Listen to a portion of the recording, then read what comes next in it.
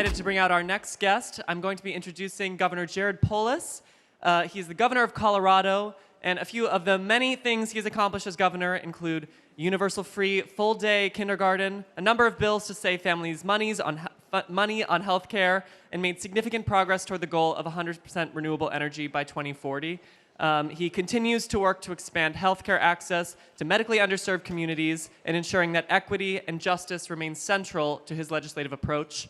And prior to becoming governor, he served on the State Board of Education, where he worked to raise pay for teachers and reduce class size for students. And he also served 5 terms as U.S. Representative for Colorado's 2nd District. And prior to entering the public sector, he launched several successful companies, including one while he was still in college called American Information Systems, an internet access provider.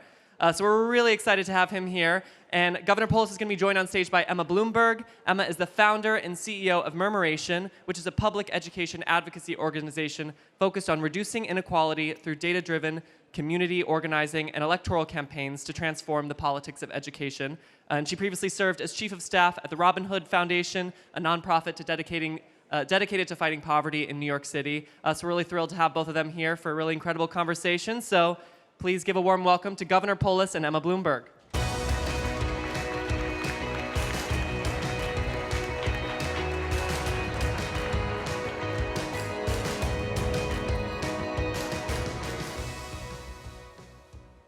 Wow. There's a lot of people here today. Thank you all so much for being here.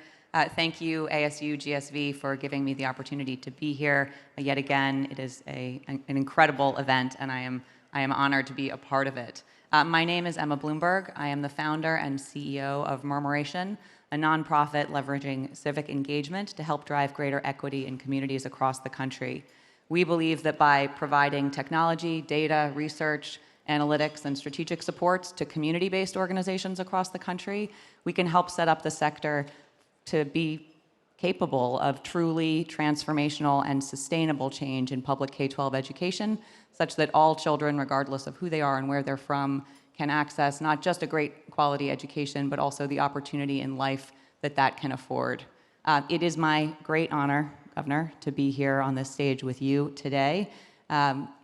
Governor Polis of Colorado has been a champion of public K-12 education long before you were governor, but as governor certainly have been exemplary here, particularly in these sort of COVID and post-COVID times, truly thinking about both how to balance the security and safety of our students and our teachers with the need for people to actually continue to learn and grow. Again, it is just an honor to be here. You are, in my opinion, and I'm sure many here would agree, a leader who approaches problems both from the perspective of expertise and empathy. And thank you very much for being here. I'd love to just start, I remember being here last year. It was sort of my first really big conference post-COVID. We are still in this post-COVID era, so would love to just dig in a little bit. I think for many of us, when we read about what's happening in public K-12 education, the debate right now seems to be focused on, I'd say, more flashpoints of the culture wars and curriculum debates rather than the learning gap post-COVID, the mental health crisis, and preparing students for life post-high school. Could you talk a little bit about how you're thinking about that in Colorado and where you think we should really be focusing as a nation? First of all, I think that the real danger in a lot of the culture war stuff is not so much that elected officials spend their time, bloviating about it, but the danger is it drives off good educators, good principals, good teachers who know how to run a classroom, who know how to run a school to achieve outcomes. I think we need to return the focus to outcomes. And I mean, there's distractions on the left and the right. That's not it's not, neither side kind of has a monopoly on distractions.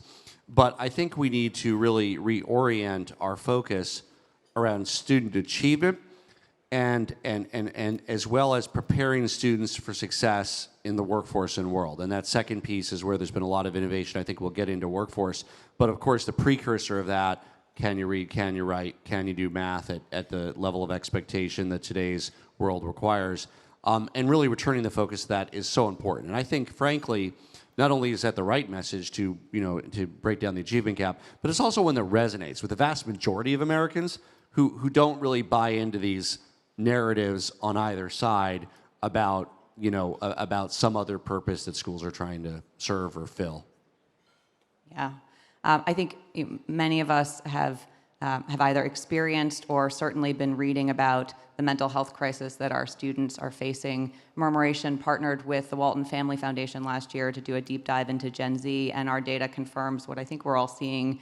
60% of young people are anxious and fearful, 40% are depressed, and more than 1 in 5 have seen someone they know die by suicide. So I don't think it's possible to overstate the scope of this truly tragic problem.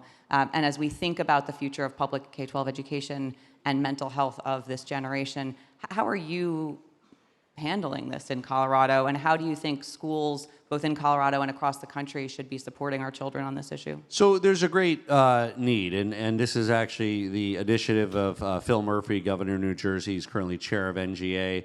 I got to participate just up the road from here, Santa Monica, where we visited a school that integrated mental health, including really time and the space. What we've done in Colorado is we have created a universal access piece, iMatters, where every student, 12 to 18, gets 6 free mental health counseling sessions. Virtual, it can be in person if you're in a metro area, but keep in mind we're a very big state, and the barriers are, a kid without a car or not having a provider near them. So really, and when I travel the state, we see the word getting out on posters in the schools, the school counselors. People are taking advantage of it. Thousands of Coloradans, and when you think about that's thousands of Coloradans that probably wouldn't have had access to get the help they need without making it free, but also easily available. And that's another key component of it too, because obviously the question of do you have a mental health resources in every school, these are resource questions, and they're hard, and in our state, like many, they're local decisions, and they're trying to say, do we have, how does it factor into all the things the budget has to do? But what we were able to do as a state, no matter where you are, no matter where you live, you have access to mental health professional services, including the ability to connect you to other providers in the community that may be paid for from other sources as well. Hugely important. You touched on workforce, so I'd love to pivot to that a little bit, if that's all right with you. When you talk to young people today about what they hope to get from their schools, 2 big themes consistently come out, at least in the conversations that I am having. One is they hope to graduate and be able to be financially sustainable and secure, and the other is they want access to a meaningful job. And so as we think about the role of our public school system in supporting kids in achieving those 2 goals, and as we think about those who have already graduated from the system and are still in need of access to those goals, what more can you be doing in Colorado around workforce? I know you were already a leader and a pioneer in that. And what should we be thinking about nationally in terms of reforms to our system that can make those dreams possible? So what I'm most excited about in Colorado, and frankly with the trend nationally, and I'll tell you some of the things we're doing in Colorado, is first, we now have universal preschool and kindergarten. I'm very excited about that. We know the importance for early childhood education. The second piece is around the other end, right? 11th, 12th graders entering the workforce, folks who might not be going on to a 4-year university. What kind of skills will they have that allow them to earn a living with dignity, and of course also power the private sector, power the economy. We have a skills gap, we in Colorado, and we're not unique in this. We have 2 job openings for every unemployed person. We need to make sure we have the people to power our future and the people can earn a good living. So we're really embracing a number of approaches. One is that we've aggressively leaned into dual and concurrent enrollment opportunities with our high schoolers. We're now at 53% of graduating seniors have at least 1 dual and concurrent credit in Colorado, and many graduate with associate's degrees from high school. We've created a flexible pathway to graduate high school in 4 years or 5 years. We call that the Ascent program with an associate's degree. There's entire high schools, Colorado Early College High School. Every graduating senior graduates with an associate's degree. But we also know it's not just about associate's degrees. It's about apprenticeships. Colorado-based nonprofit CareerWise, several hundred juniors and seniors in high school earn while you learn models. They're in school till noon, and they're working 4 or 5 hours a day, gaining the skills they need that often lead to a job offer concurrent with their high school diploma with the skills that they were able to gain through our employer partners. We're also leading into technical certification and skills, again, generally through the infrastructure we have, the low-cost infrastructure at the community college level. We deliver, of course, dual and concurrent enrollment like they do in many states 3 ways. One is we're able to train up or certify some of our teachers in the K-12 system that meet the criteria to be certified as community college faculty. We also have community college faculty that visit and would teach at a local high school. And then, of course, we do it virtually because we don't want to leave behind, especially our rural schools that might not be able to have that any other way. And it's really opening the door to that and making sure that it really accomplishes a couple of goals. One, for students, it shows them they can achieve at the college level. And for some, that might mean going on to a four-year university who otherwise might not have because of that cultural barrier in their minds that existed, that social barrier to doing that. You can achieve at the college level, and that you might be able to go on to do it. But if you're not, it's a pathway to a career or a job that you're able to earn a good living. So we're very excited about that. Apprenticeships, learn while you earn, and also embracing Diploma Plus. High school diploma, yes, but what kind of certification, skill, or associate's degree are you getting at the same time?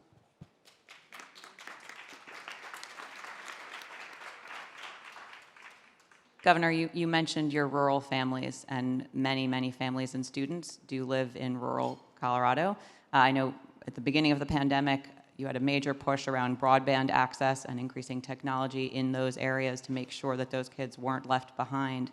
But I wonder how you think about the role of technology in education, both in school and in everything you were just talking about with workforce, both in rural and in urban areas in Colorado, and what does the future look like? So first of all, I want to give 2 shout-outs to the federal government and President Biden, because that's rare that the federal government does something right. But the American Infrastructure Act, we're going to be at over 99% broadband connected by 2026. That's just 3 more years. And we're not alone. Every state's doing a plan, but we'll be over 99%. We're 93 right now. So those are meaningfully connectivity for families. The second is the assistance through CARES and the American Rescue Act that we're able to deploy to address the difficulties of the COVID era, meaning additional time on task, summer, after-school programs. We were able to, through our GEAR funding, the funding that went through governor's offices, collaborations between community colleges and school districts, including after-hours mobile learning stations. Another great example now that we're working on is, like every state, we've seen a dip in math achievement. I'm proud that Colorado's above the national average, but even the national average, not good enough, or by global standards. So we are specifically going to be directing money for after-school programs for math achievement that are data-driven and that work. And again, that simple formula of time on task and quality will improve achievement. And the data bears that out, and we're making sure to track the different kinds of investments that we do to make sure that they have the same effect that we anticipate, and then double down on what works and of course, change what doesn't work. Another kind of highlight of my governorship just over the last few months is we created a Colorado Bright Spot Award for the schools in our state that actually increased their achievement in reading and then separately in math, 2 categories, between 2019 and then they went up in 2020 and up in 2021. So there are schools that did that, Emma, which is exciting, right? In this difficult time, right? When schooling was disrupted and everybody was nervous and handling it differently, and some teachers and parents were freaking out. There were a handful of schools, we had about 22 schools, that went up 2 bars on our state rating system for reading achievement for students, and we had a similar number of schools that went up for math achievement. So yesterday I was at one in Colorado Springs. I'm visiting and making the rounds. I was at Roosevelt Charter Academy in Colorado Springs.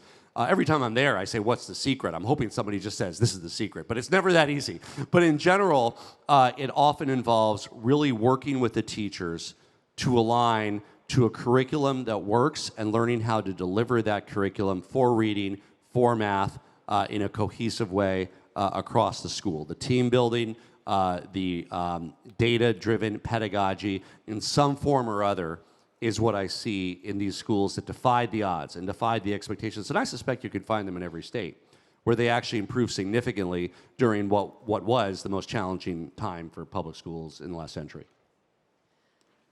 You were just mentioning sort of the importance of deep engagement with teachers. I'm wondering if you could talk a little bit. I think we all know that the content of policy matters. You need really good policy, but in order to get policy implemented successfully and sustainably, particularly I think in public education, you need the involvement of community stakeholders, of teachers, of administrators, of parents and families. How are you and your administration thinking about sort of navigating all of that complexity with all these different stakeholders who care so deeply, want different things, and yet really in the end, the goal is the same? Yeah, and I think focusing on that goal of improving student achievement is an important sort of grounds for the convening of all those involved. So we are here too. Are we here to, right all the social injustices of the world of the last few centuries? We could talk about that, but that's not what we're here to do. We have a task. We've got to improve student achievement, right? And so that is how the principals at the table, the parents at the table, the teachers at the table, of course, the student themselves, but how do we best deploy the resources we have, the time we have, to align in a way based on the significant body of data that exists for programs that have been implemented and tried in different areas to successfully improve student achievement. And I think by centering that around student achievement, you can hopefully avoid these spirals you go down of these different social issues that, again, I totally respect people's desire to address them. You can do it through your legislature, and if you want to, your school board can debate them for hours, but never let it come in the way of that laser-like focus on student achievement. And that's really that North Star that we have to keep. So important. But we are in a room full of innovators, and a lot of this conference has been discussion about sort of just really fascinating and interesting things that can be happening in public education and private education that can hopefully be game-changing for students. And I do think, sort of, while there's so much just really terrible information coming out post-COVID, there were also lots of innovations that were implemented in schools, that were implemented by families, and that are continuing to be developed by people in this room. So could you talk a little bit about the innovations you're seeing that you're excited about and the role of innovation in education going forward? I'm excited that there's so much innovation. I mean, I've got the chance just this morning to hear the elevator pitch from probably, 10 different startup to mid-stage folks, companies, a few different nonprofits. It's going to take really all of our ingenuity as a society, the entrepreneurial ecosystem, to grow and scale what works to improve student achievement. And I think that's the key thing. Ultimately, some of your ideas will pan out and some won't. That's fine. That's a natural marketplace. But for the ones that do, and the ideas that actually have a tangible improvement, that's welcome. And I think what we have to make sure as leaders on the public side, and I count myself among those, is we need to be open to and enthusiastic about disruption and innovation that leads to better results. So, and that's a challenge on the public side, because there's always a lot of inertia behind this is the way we've been doing it. And sometimes the way you've been doing it works, sometimes it doesn't work. Is it possible to do it worse? It is. We certainly don't want to do it worse.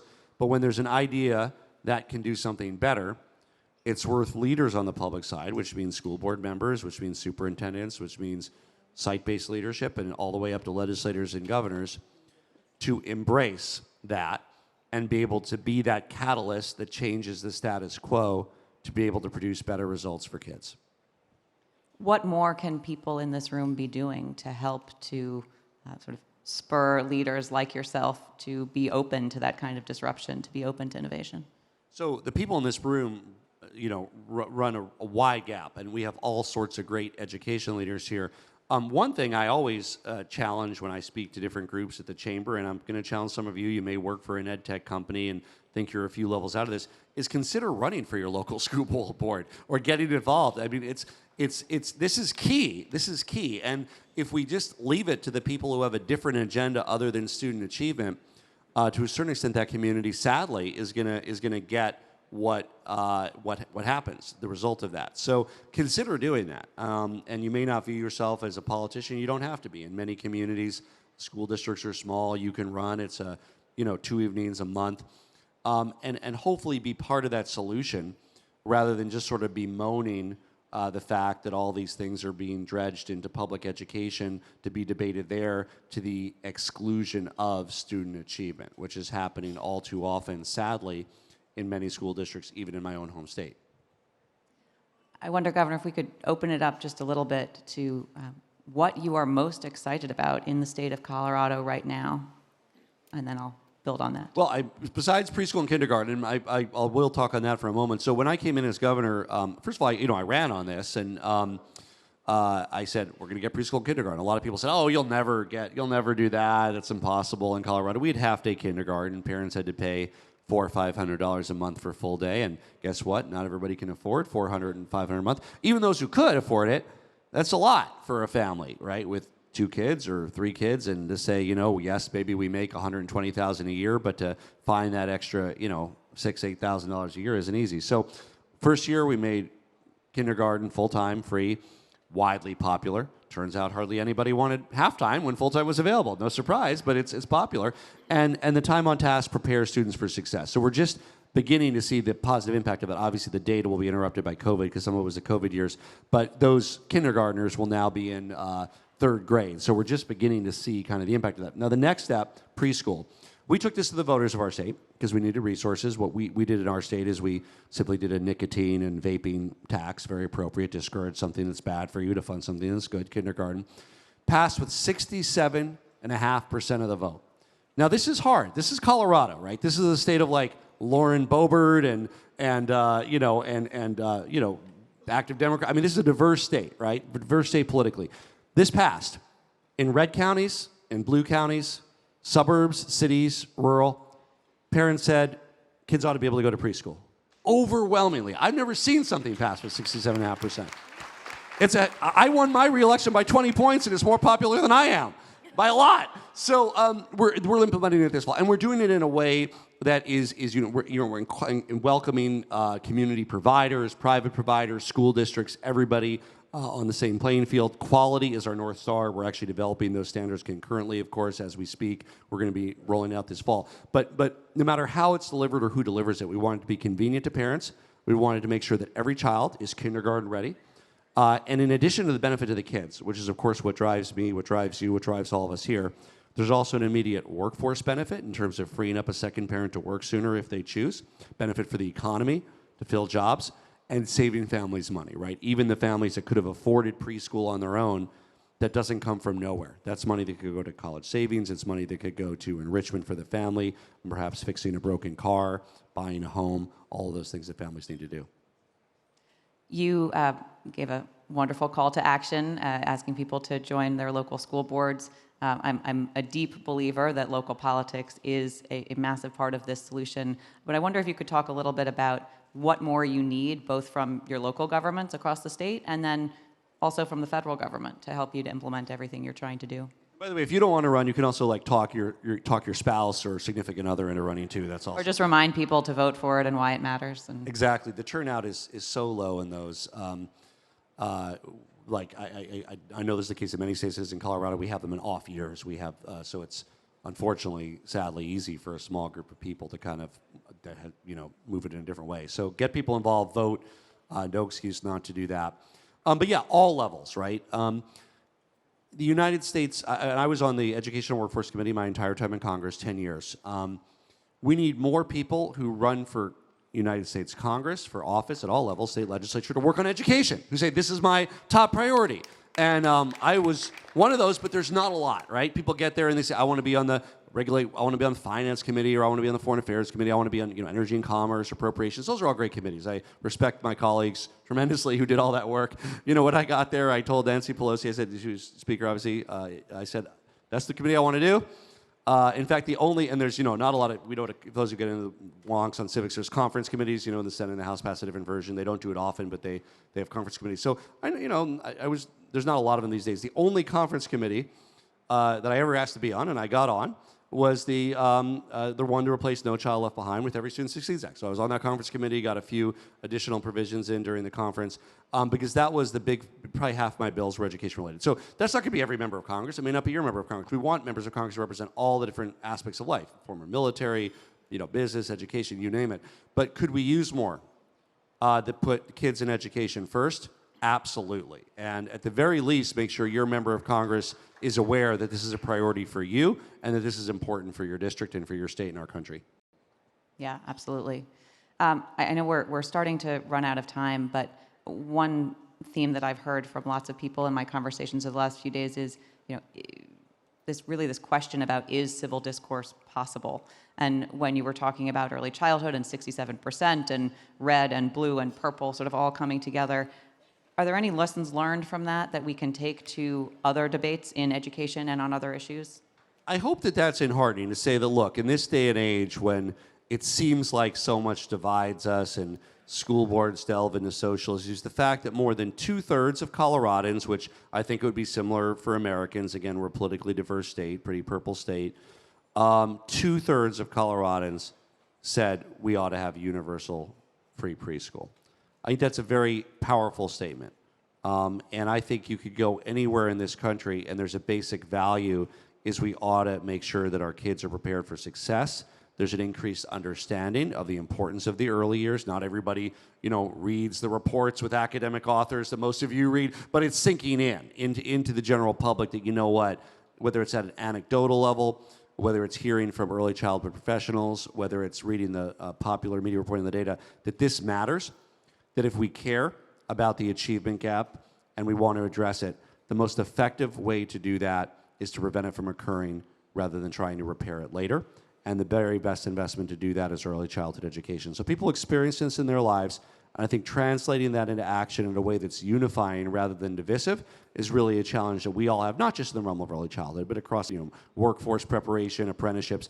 Again, these things are not inherently divisive. I've never had, thankfully, angry parents say, I can't stand apprenticeships. No, it hasn't happened. Maybe somebody does. But, these are things that we can work on across this otherwise vexing political divide that causes challenge in so many other areas. Thank you so much for those inspirational words. I hope you're right. Thank you all so much for being here. We are at time. Again, it was my true honor to be here on this stage with you, in a room with all of you. Thank you. I hope very much to see you all again next year, and enjoy the rest of your conference.